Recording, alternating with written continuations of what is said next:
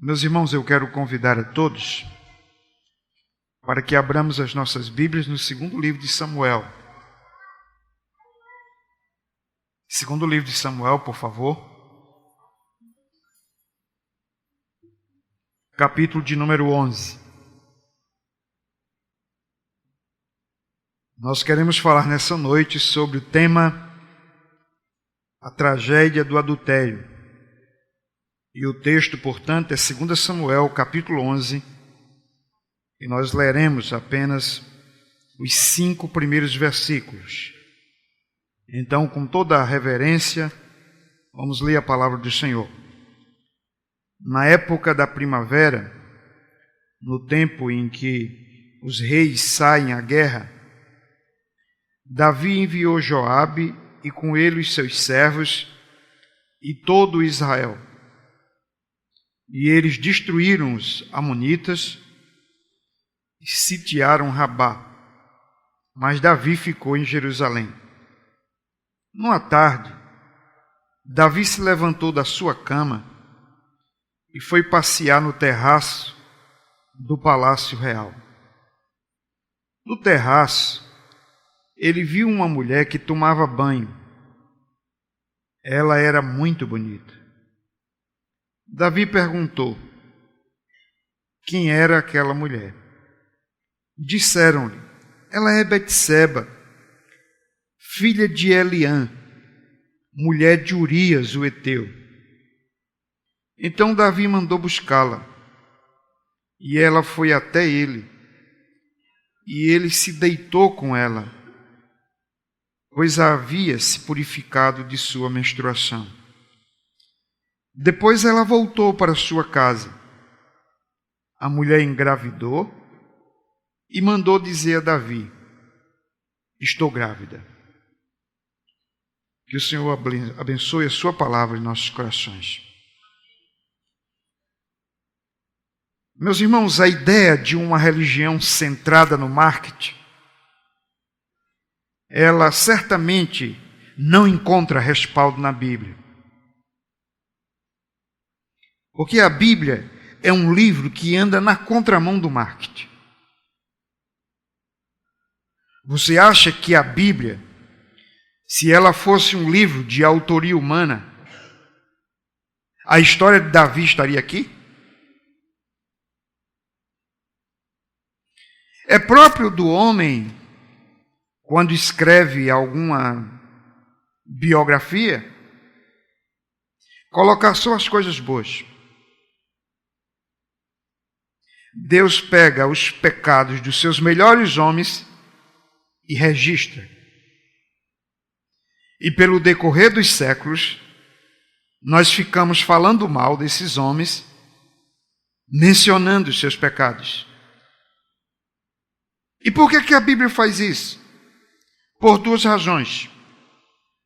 A primeira é porque a palavra de Deus é fiel em relatar os acontecimentos. Ela não camufla, ela não cria uma versão, ela narra os fatos.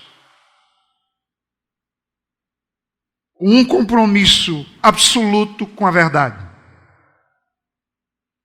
A outra razão é porque a Bíblia foi escrita no propósito de nos instruir e nos advertir, a fim de que não soframos as mesmas quedas que os servos de Deus sofreram no passado, a fim de que não caiamos nas mesmas ciladas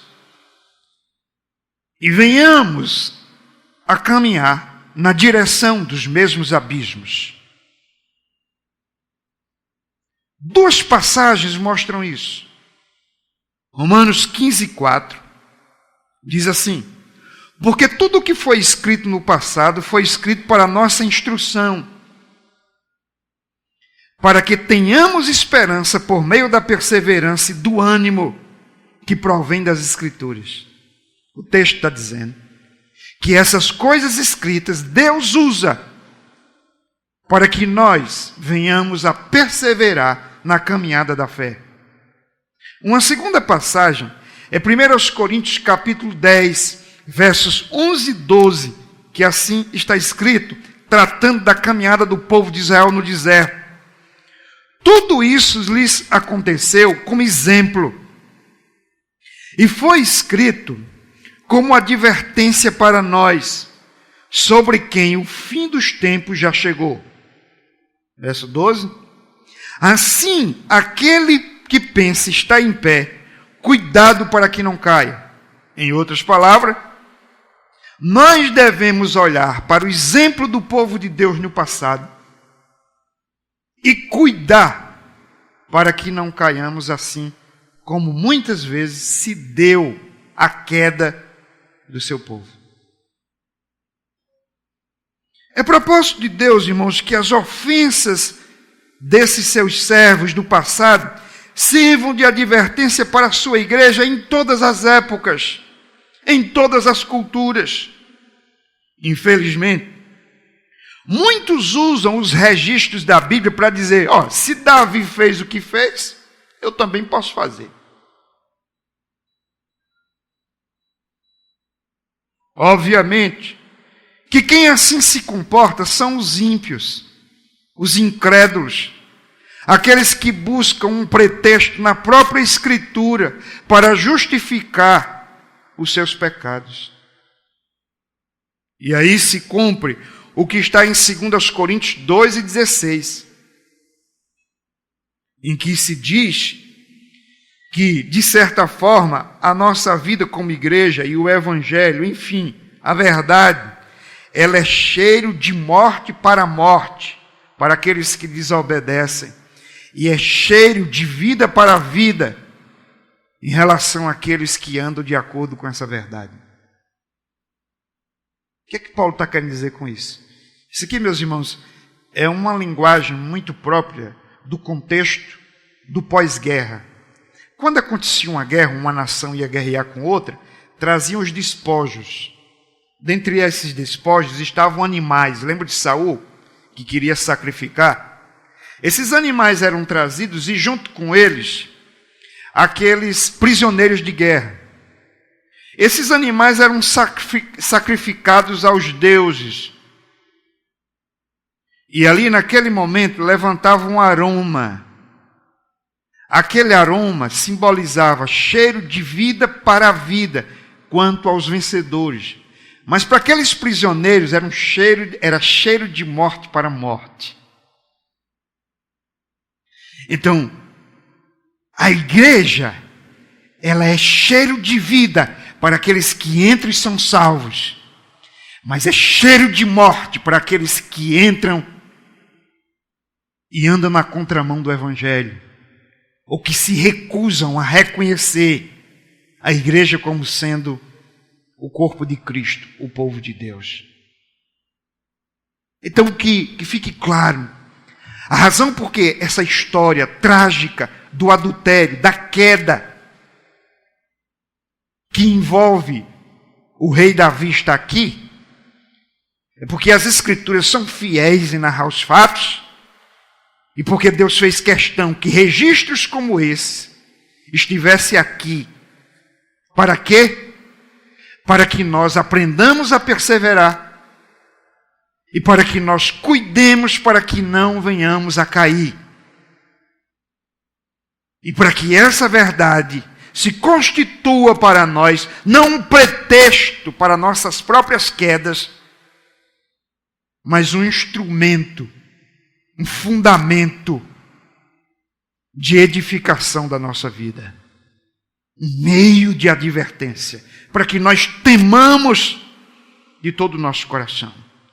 Curiosamente, meus irmãos, as narrativas de maior destaque na vida de Davi, elas tratam de queda. A primeira trata do modo triunfante como Davi derrubou o gigante. Essa todo mundo conhece. A história do menino que derrubou o gigante. Davi ficou conhecido. Não há departamento infantil de igreja que não pregue sobre o menino que derrotou o gigante. Segundo,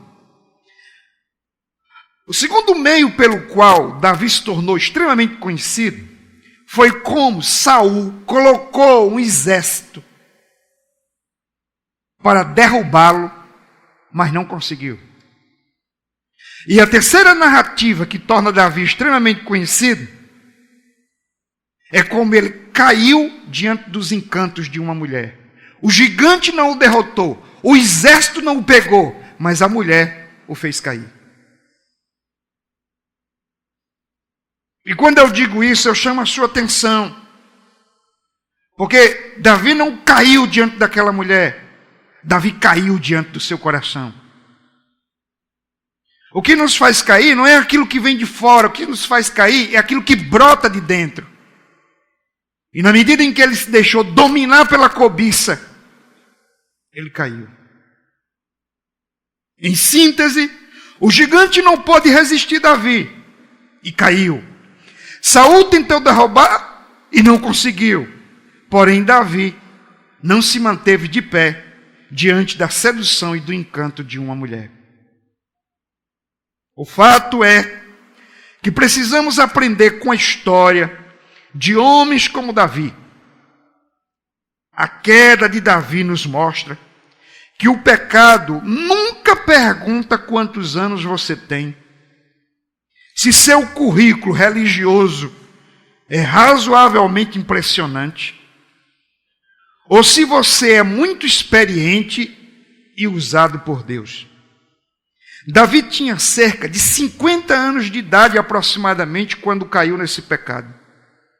20 anos desses 50, 20 deles como rei em Israel. Seu currículo era impressionante. Davi foi um filho obediente que serviu ao pai, desenvolvendo a tarefa de pastor de ovelhas. Quando todos os seus irmãos estavam em casa, ele estava no campo. Davi foi um soldado corajoso que ainda muito jovem ficou nacionalmente conhecido por prevalecer diante de um terrível e temido gigante. Davi foi um grande músico que compôs salmos extraordinários em louvor e exaltação ao Senhor. Davi foi um amigo leal, Jonatas que o dissesse, um súdito que sabia respeitar, honrar e temer o rei. Davi foi um rei bem-sucedido, que teve um reinado de grandes conquistas, conduzindo a nação de Israel à unidade, como nunca antes acontecera, com grandes projetos e grandes realizações. Davi foi um homem segundo o coração de Deus, com quem o Senhor fez uma aliança e prometeu abençoar sua vida e a sua descendência. Apesar de ser tudo isso, Davi pecou terrivelmente contra o Senhor e em sua velhice experimentou consequências que lhe custaram muitos sofrimentos, angústias e tragédias familiares. Davi é a prova mais evidente de que o melhor dos homens não está isento da queda e da ruína do pecado. Davi é o exemplo irrefutável de que pecado não vale a pena. E uma evidência concreta de que pecado tem consequência. Mas afinal, como compreender a queda de homens como Davi, cuja estatura espiritual encontra-se acima da média da maioria das pessoas? Se Davi caiu de modo tão desgraçado, quem de nós poderia permanecer de pé? Como podemos aprender com as Escrituras, a fim de perseverarmos no caminho, sem nos desviarmos nem para a direita nem para a esquerda? Como podemos nos apropriar dos meios de graça, a fim de sermos achados fiéis até a volta do nosso Senhor? É isso que queremos tratar nessa noite. O fato é que o pecado desse homem se constituiu numa grande tragédia. Por isso, nosso tema hoje à noite, a tragédia do adultério.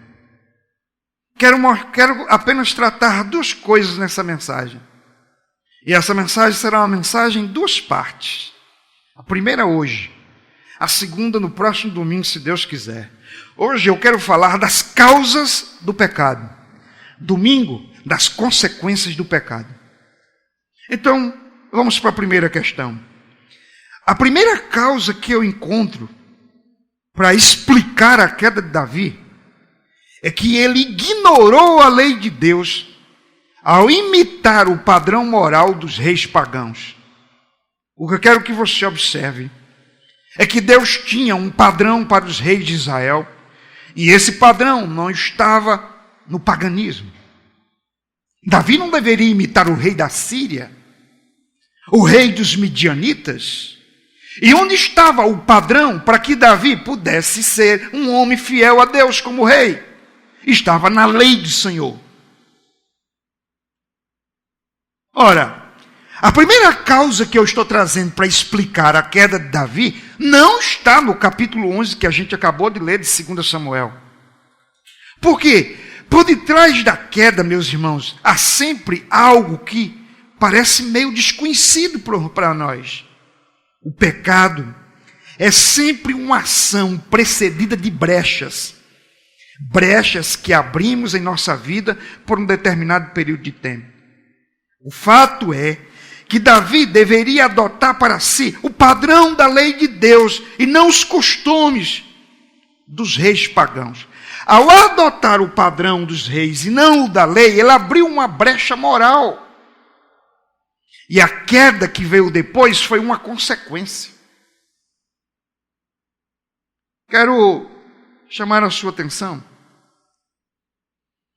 para Deuteronômio. Vamos ver o que é que está na palavra de Deus ali, no capítulo 17.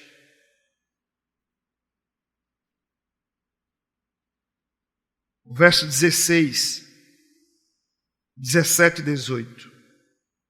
Capítulo 17, versos 16, 17, 18, também o 19. Enfim, do 16 ao 19. Com sua Bíblia, acompanhe comigo. Falando do rei, o Senhor diz o seguinte na sua lei: ele não poderá acumular cavalos para si, nem fará voltar o povo ao Egito para conseguir mais cavalos. Pois o Senhor vos disse: nunca mais voltareis por este caminho. Também não tomará para si muitas mulheres, para que seu coração não se desvie. Nem ajuntará para si muita prata e ouro.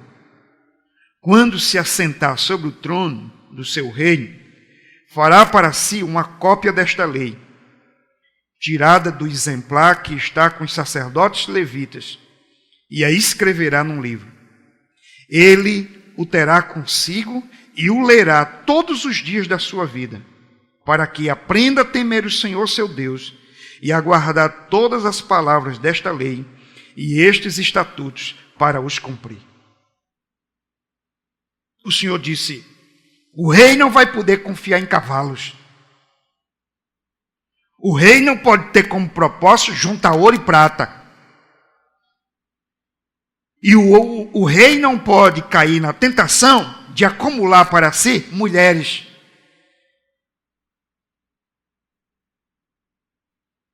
O que é que o rei tem que fazer? Tem que tirar uma cópia da minha lei, colocar no seu palácio, examinar a minha lei, se deixar guiar por ela e fazer o que eu lhe mando. Portanto, em vez de seguir o padrão dos reis pagãos, que tinham em vista o poder, a riqueza e o prazer, cavalos era poder, era força para a guerra, ouro e prata era riqueza, mulheres prazer. Em vez dessas coisas, ele deveria encontrar o prazer dele na lei do Senhor, meditar de dia e de noite, recusar qualquer proposta mundana e perversa e andar de acordo com a palavra do Senhor. A pergunta é: Davi seguiu o caminho proposto aqui em Deuteronômio 17? No capítulo 5, nós temos a resposta. 2 Samuel, capítulo 5, versos 12 e 13. Presta atenção. Davi entendeu que o Senhor o havia confirmado rei sobre Israel e engrandecido o seu reino por amor do seu povo Israel. 13. Davi tomou ainda concubinas e mulheres para si, depois que veio de Hebrom para Jerusalém. E Davi teve mais filhos e filhas. O que foi que ele fez? Ele fez o oposto que estava na lei. E é interessante porque o texto faz questão de registrar o seguinte: exatamente quando ele viu que Deus o havia confirmado como rei, quando Deus começou a abençoá-lo, quando todo Israel o reconhecia como tal, ele então deixa a lei em segundo plano e adota para si o costume dos pagãos. Ele multiplica o número de mulheres e concubinas e passa a ter filhos com uma, filhos com outra, e aquela situação transforma o ambiente familiar num ambiente de competição, de inveja, de mentira, de cobiça. E é isso que vai vir depois, é isso que virá depois, na experiência familiar de Davi. Então, meus queridos, que fique claro o seguinte: quando Davi caiu no capítulo de número 11, a brecha moral está no capítulo 5. É quando, em vez de fazer o que Deuteronômio 17 determinara, ele fez o que era muito comum entre os reis pagãos. Ele adotou para si uma vida sexual, um modelo de família, uma proposta de vida que não tinha nada a ver com a cosmovisão da lei de Deus, mas que era exatamente a postura mundana, pagã e perversa.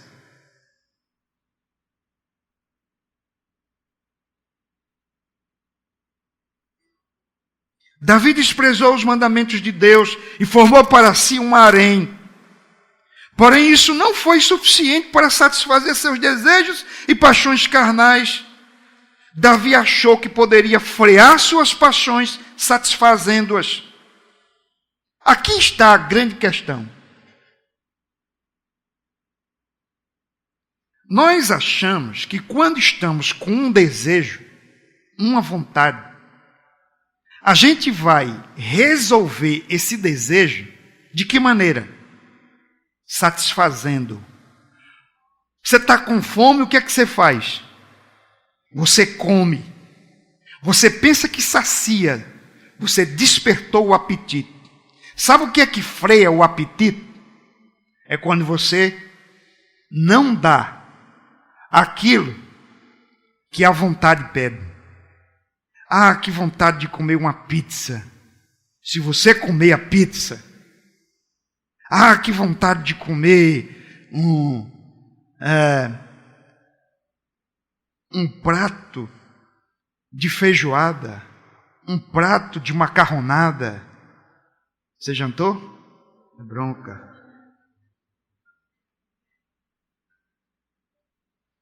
Então, se todas as vezes que você sentir fome, se você tentar satisfazer aquele desejo, você só vai despertar o apetite e você vai se ver comendo, comendo e comendo. Todas as vezes que um cara que tem tendência para bebida, ele decide satisfazer o desejo bebendo, ele vira um alcoólatra. Todas as vezes que alguém fuma um maço de cigarro, em vez de satisfazer o seu desejo, ele quer mais um trago. O drogado quer mais uma dose de droga. E o que aconteceu com Davi? Ele tinha desejos sexuais acima da média. Ele era um homem de virilidade sexual ativa, expressiva. E ele disse: minha mulher não basta. Para eu me satisfazer, eu preciso de uma segunda, de uma terceira, de uma quarta, de uma quinta. Até que um dia ele disse: eu preciso daquela. E quem é ela? Disseram: ela é casada. O nome do marido dela é Urias, o Eteu. Ela é filha de Eliã. Trouxeram o currículo da mulher. E quem o trouxe fez questão de colocar isso como advertência. Ela é casada. Não pise nesse terreno. porque você trouxe aquela e trouxe aquela outra, eram solteiras. Mas se você fizer isso, estará quebrando o 7º mandamento que diz para não adulterar. Davi disse: não, eu preciso satisfazer a minha vontade, o meu desejo. O que eu estou chamando a sua atenção hoje é que você não está aqui para satisfazer desejos. Você não está aqui para fazer o que gosta. Você não está aqui para atender às demandas da carne, os apetites da carne.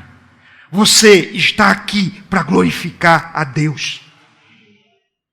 E infelizmente, a igreja está cheia de crentes em que a sua agenda, a sua pauta, a sua conduta e os seus valores têm como primazia a autossatisfação.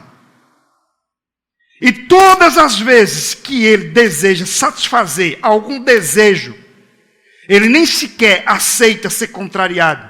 Então ele refaz as regras, ele quebra as normas, ele reinventa o cristianismo, para que esse cristianismo seja compatível com sua lógica, com seu estilo de vida carnal e pecaminoso. Mas se você não mortificar a carne, se você não se deixar crucificar, você sempre vai reinar. E o teu reinado significa satisfazer desejos.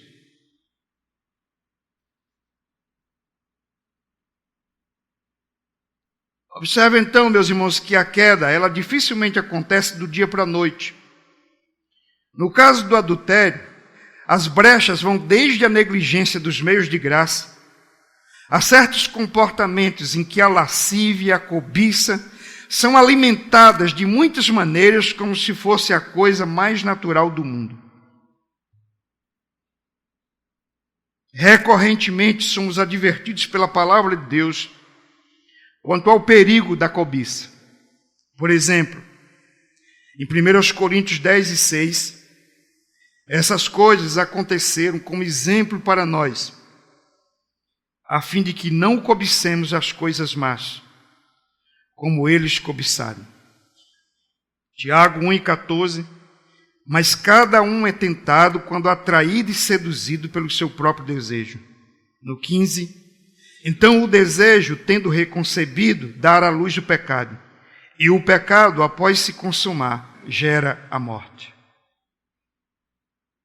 A Bíblia adverte que nós não podemos ser guiados pela cobiça do coração. Então, qual é o primeiro problema de Davi?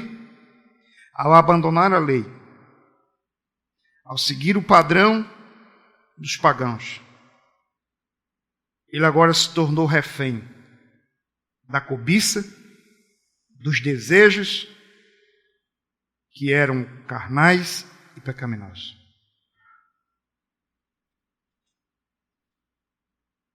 Segundo lugar,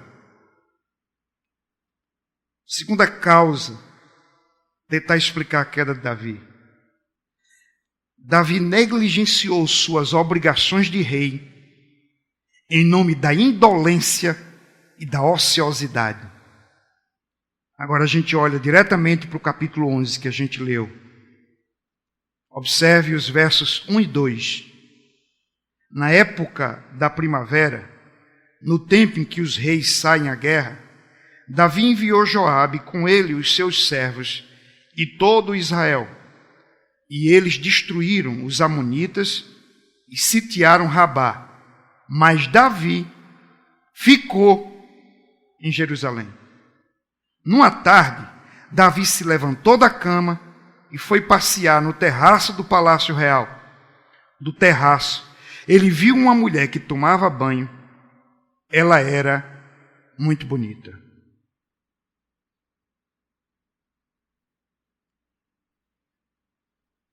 O comentador bíblico Henri Mateus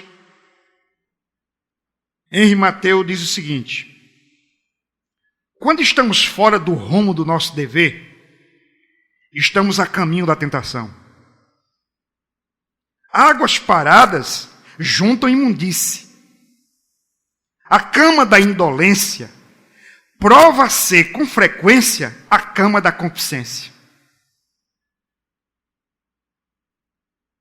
Quando estamos fora do rumo do nosso dever, estamos a caminho da tentação. Águas paradas juntam imundície. A cama da indolência, normalmente, se torna a cama da concupiscência.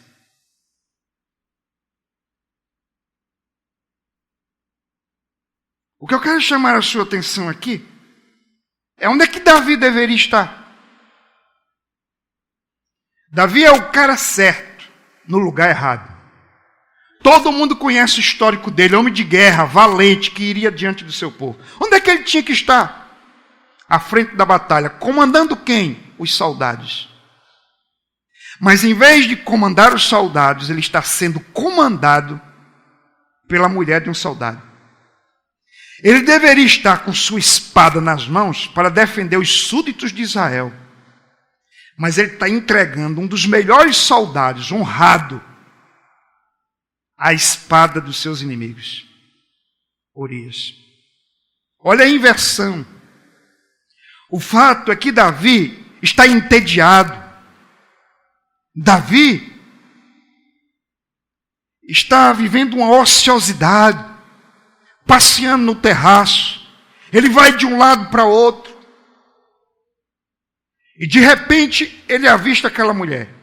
Ele para e ele foca. E aí presta atenção. Como saber se o meu olhar é pecaminoso? Ninguém se livra de olhar para uma mulher ou uma mulher de olhar para um homem. Mas, meus queridos, quando o nosso olhar fixa-se e de alguma maneira ele é tomado por algum tipo de fantasia ou desejo, ali se constitui um adultério interior, uma cobiça, um pecado. E Davi, em vez de desviar o olhar, ele diz: quem é aquela mulher? Disseram que ela era casada, mas agora ele já estava determinado a consumar o ato. Mandou trazê-la e colocou no seu leito. E o texto diz que ele concebeu o ato e posteriormente ela mandou-lhe avisar: estou grávida. Chegou a fatura. Pecado tem consequência. Mas disso a gente vai falar domingo. Chama a sua atenção para o fato de que a queda de Davi se dá no momento de prosperidade. A coisa estava tão fácil, estava tão boa, estava tão tranquila, que ele se deu ao luxo de ficar na cama da indolência em vez de ir para o campo de batalha. É como se ele dissesse: eu já trabalhei muito, lutei, conquistei, agora eu tenho o direito de ficar aqui e tenho o direito até de quebrar os mandamentos de Deus. As fronteiras do seu reino estão em constante expansão. Seu exército só contabiliza vitórias. A economia do país é sólida e sustentável, ao contrário do Brasil. Sua popularidade só aumenta, ao contrário dos governantes do Brasil. A nação está vivendo num momento ímpar de unidade e paz, ao contrário do Brasil. Porém, o que vemos é que o sucesso é sempre uma experiência perigosa.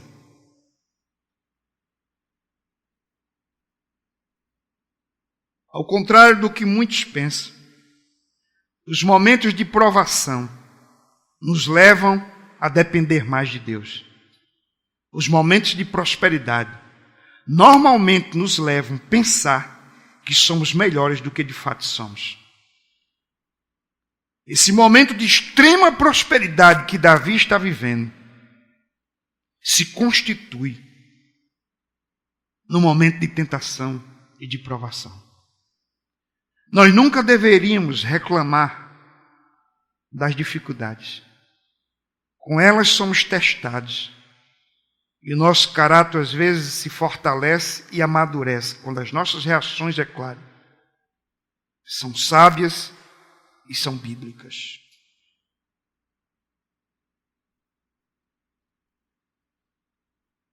O fato, meus irmãos, é que a gente olha para essa situação e percebe que todas as vezes que nós deixamos de cumprir os deveres propostos na palavra de Deus para nós, nós estamos à beira da queda. Todas as vezes que nós negligenciamos aquilo que Deus determinou para que nós fizéssemos, nós estamos entrando por um caminho perigoso. Não pense que a indolência faz bem. Não pense que alguém passar um dia diante de um celular faz bem. Não pense que passar o dia diante da televisão faz bem. Não pense que a preguiça faz bem. Não pense. Não pense que dormir demais faz bem. Davi tinha dormido tanto, estava cansado. Então ele vai passear no palácio. E agora ele quer fazer algo diferente, que traga alguma adrenalina, que dê-lhe algum sentido. E ele se dá o direito, então, de quebrar os mandamentos do Senhor. O que dizer da Betseba?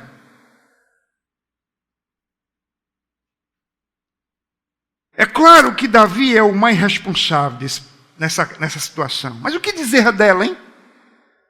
Ninguém peca sozinho.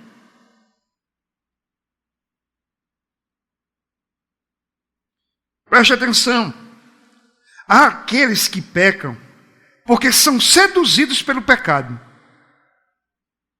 E há aqueles que pecam porque se tornam objeto de cobiça.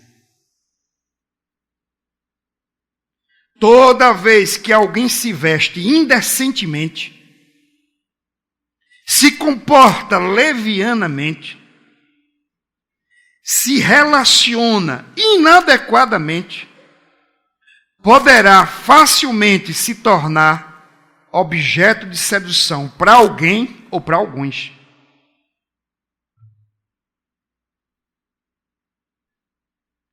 Aqui deixa eu dizer uma coisa que eu não entendo. É como é que um homem casado permite que sua esposa se vista como normalmente se vestiam as prostitutas.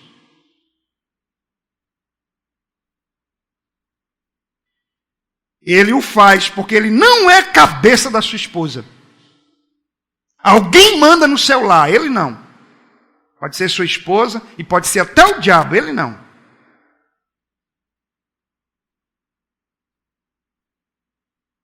Mas o fato é que às vezes você olha para alguém e percebe que esse alguém caiu porque se deixou seduzir. Mas tem alguém que cai porque se tornou a fonte de sedução. Se você é mulher e entende que é crente, salva, e em você mora o Espírito Santo, o seu corpo não lhe pertence. Em primeira instância, ele é templo do Espírito Santo. E em segunda instância, ele pertence ao seu esposo. Ele deve dizer como é que você tem que se vestir. Agora, se ele não liga para isso, ele responda diante de Deus. Porque o fato é que aqui, na igreja, eu me sinto às vezes acuado. Porque não sei como chegar para uma mulher e dizer que a roupa dela é inadequada, quando o marido deveria fazê-lo.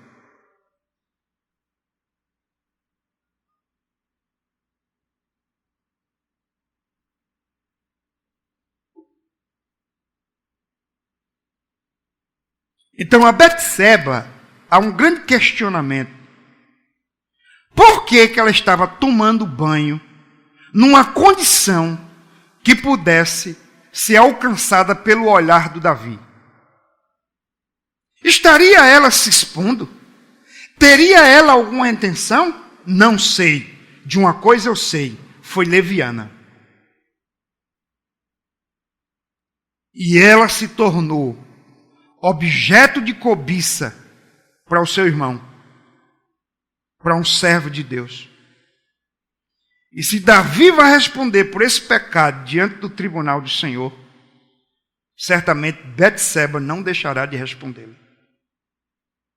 As consequências eu sei que eles sofreram juntos, porque por causa disso o filho do pecado veio a morrer e a dor foi de ambos. Terceira questão. A terceira causa que eu encontro aqui para a queda de Davi, a primeira é que ele abandonou a lei de Deus e preferiu tomar para si o padrão moral dos pagãos, seguindo o modelo da poligamia. Segundo, ele se tornou indolente, preguiçoso e ocioso, deixando de ir para o campo de batalha para ficar nesse estilo de vida que não produz nada. Terceiro, Davi agiu com ingratidão ao tornar desprezíveis as boas dádivas que Deus lhe concedera.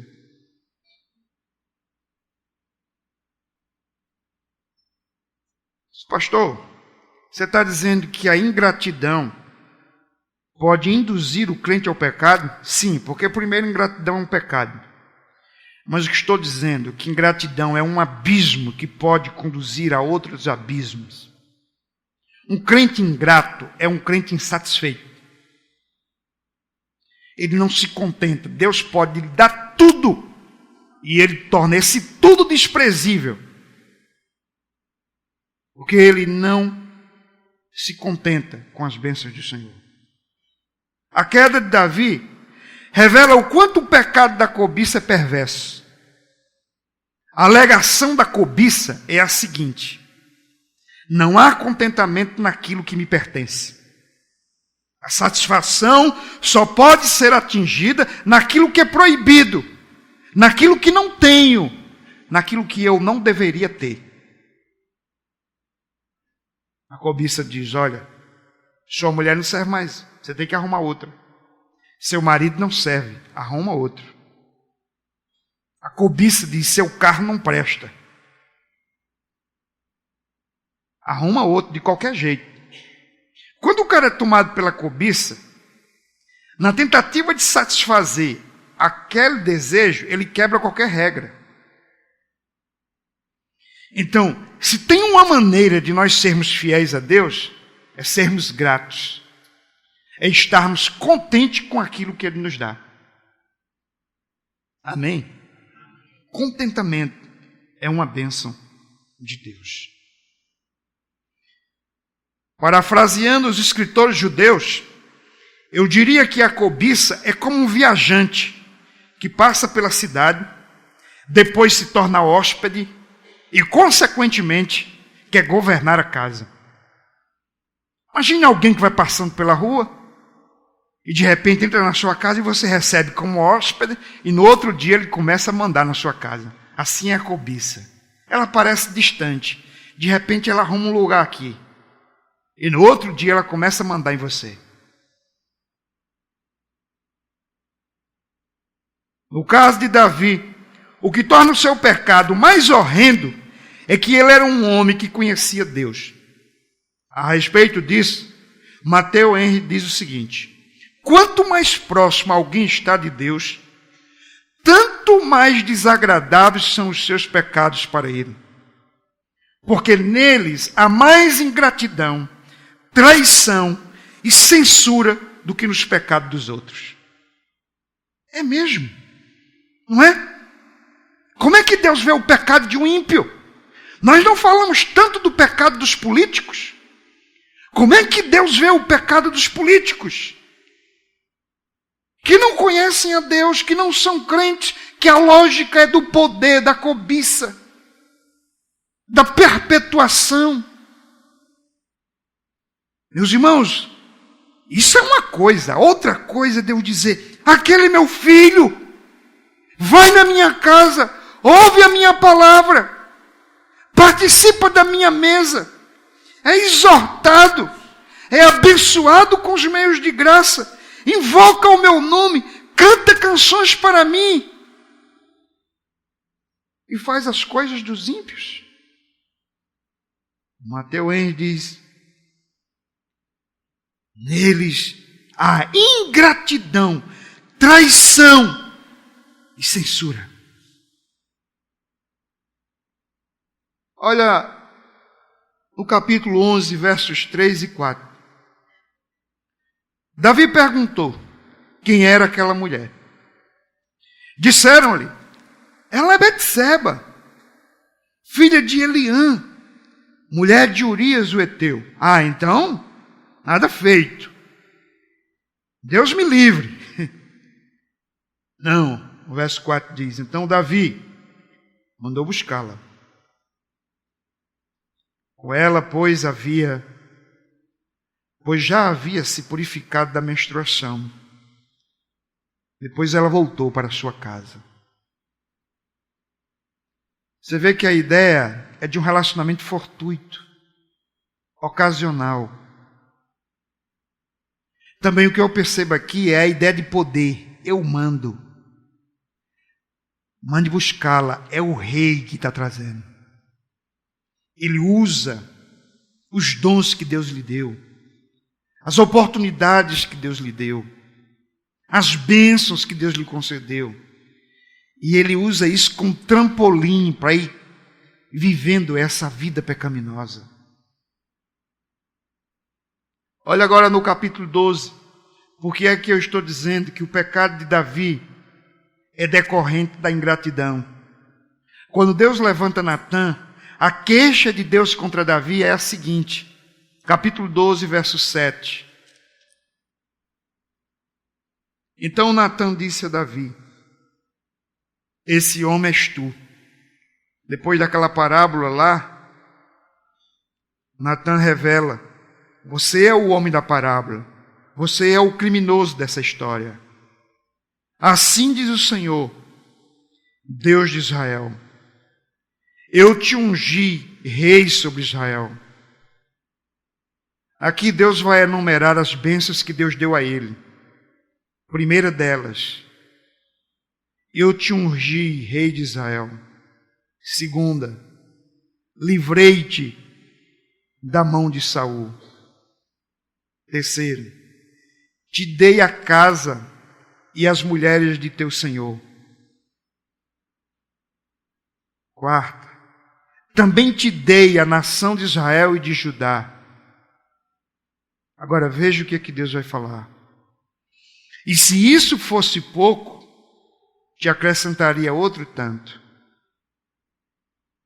Por que desprezaste a palavra do Senhor, fazendo mal aos seus olhos? Tu amaste a espada, aliás, tu mataste a espada Urias, o Heteu, e tomaste para ti a mulher, a sua mulher. Sim, tu a mataste com a espada dos amonitas. Perceba que Deus deixa muito claro aqui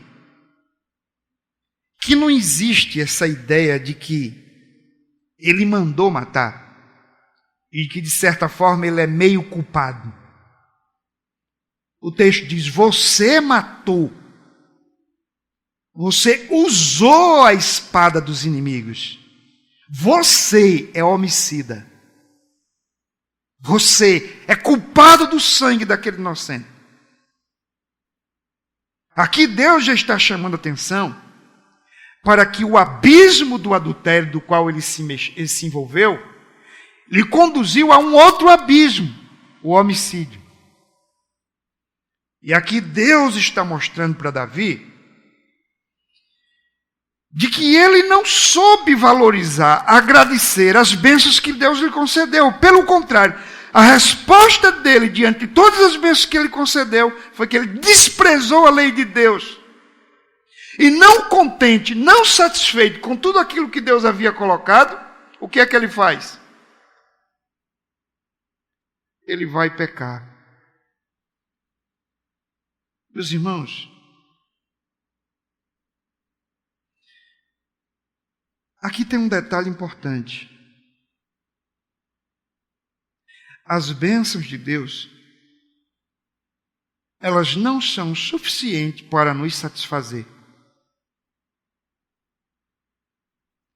Deus vai derramar bênçãos e mais bênçãos na sua vida.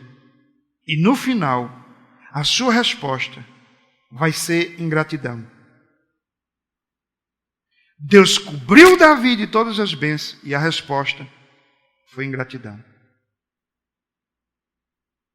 Nós não podemos encontrar o contentamento da nossa vida e o sentido da nossa existência nas bênçãos de Deus. O sentido da nossa vida, o contentamento da nossa alma, está no Deus das bênçãos. Se o contentamento de Davi estivesse em Deus, ele não precisaria buscar satisfação no sexo, saindo de um caso e entrando no outro. Não. Bastaria ele se voltar para o Senhor.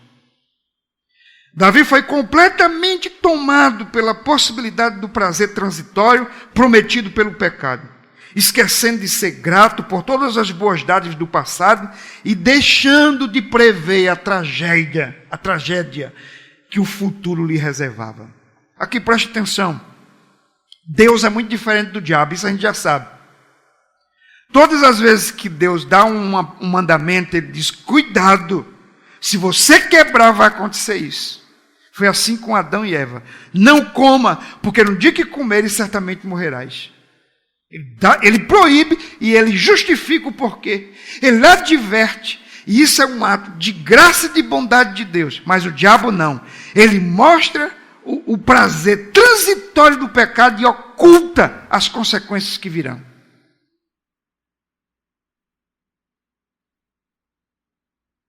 No livro A Sociedade Individualizada, o sociólogo polonês Zygmunt Bauman, ele cita um escritor e filósofo do primeiro século da era cristã, chamado Lucius Annaneus Sêneca. E o Sêneca, em seu diálogo sobre a vida feliz, ele observou que a felicidade dos que buscam prazeres e satisfação instantânea, é autodestrutiva, efêmera, exaustiva e acompanhada de apatia. Ouçam isso. A felicidade dos que buscam prazeres e satisfação é autodestrutiva, efêmera, exaustiva e acompanhada da apatia. Sêneca alerta ainda dizendo: a satisfação que chega mais rápido também é a primeira a morrer.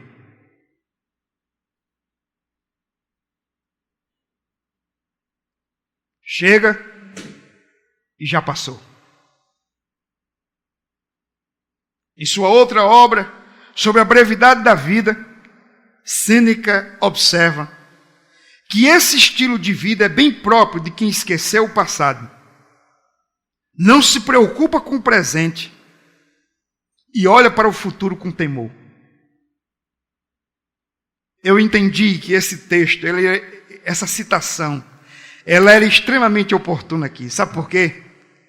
Davi está diante dessas três coisas. Quando ele trocou a lei de Deus pelo padrão dos reis pagãos, ele esqueceu do passado.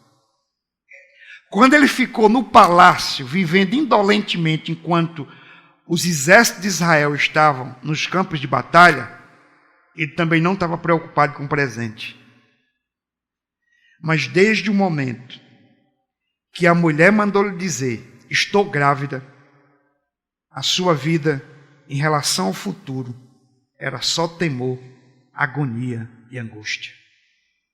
Esse é o retrato dessa geração. Uma geração que não tem identidade com o passado, que não tem compromisso com o presente, e que o futuro é desesperançoso, entedioso e apavorante.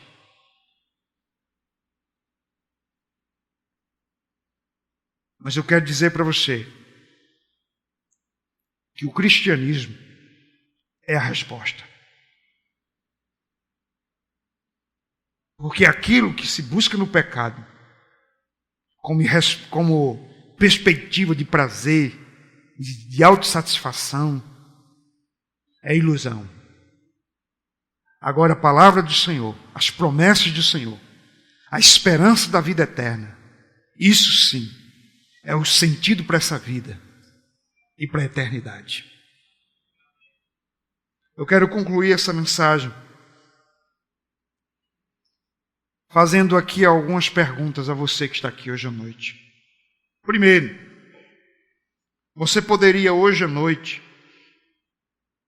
identificar alguma brecha, alguma concessão com o pecado que poderia representar sua queda a curto e médio prazo? Há alguma brecha na sua vida? Há alguma concessão com o pecado? Como é que você tem vivido moralmente? O que é que normatiza as suas ações, suas escolhas? Qual é o padrão que determina o curso da sua vida?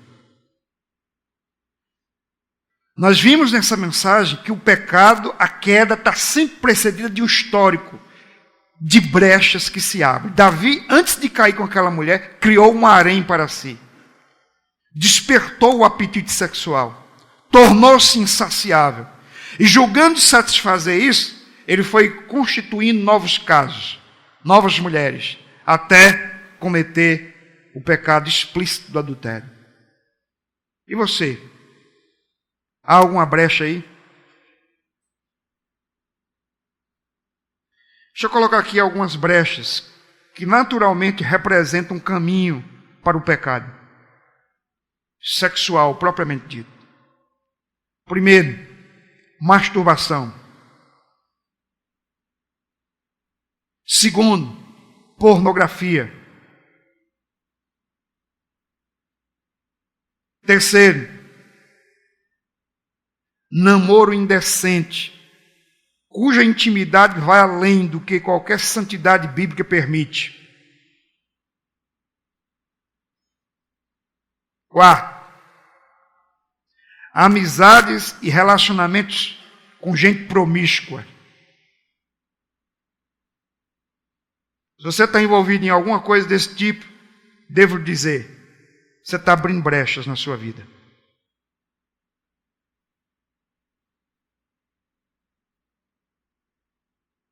Você deveria abandonar isso. Buscar a graça de Deus e viver uma vida santa. Você acha que um rapaz ou uma moça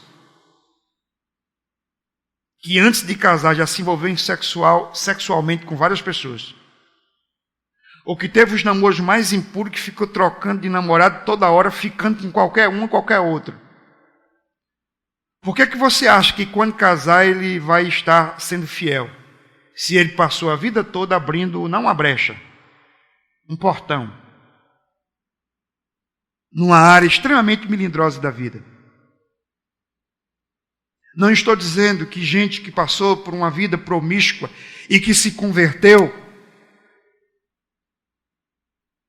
não consiga ser fiel, não consiga viver uma vida de santidade na sexualidade. Mas estou dizendo que quando a gente se converte e continua alimentando essas coisas, isso é um caminho para a queda. Segundo lugar, como você define sua escala de valores? O que tem sido prioridade na sua vida? Você tem sido diligente em procurar crescer em santidade? Ou você tem vivido indolente e preguiçosamente?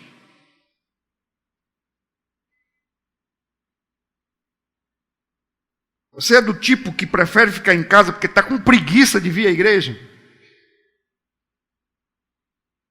Você é do tipo que está acomodado, conformado, vivendo indolentemente, nunca se dá conta de que estagnou na caminhada cristã, de que precisa crescer na graça e no conhecimento do Senhor? Se esse é o caso, confesse para o Senhor, peça perdão e mude isso. Porque enquanto Davi estava passeando nos palácios, o diabo articulava contra ele.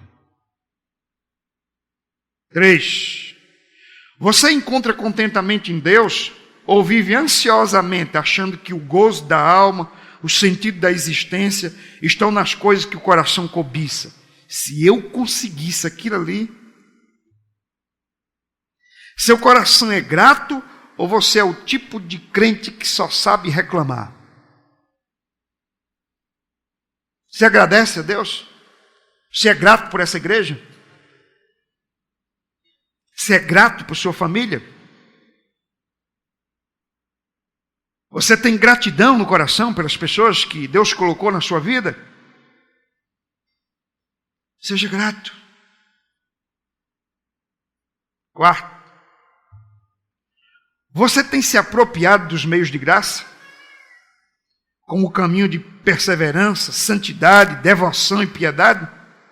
Ou você tem vivido à luz do secularismo, do mundanismo e dos desejos da carne?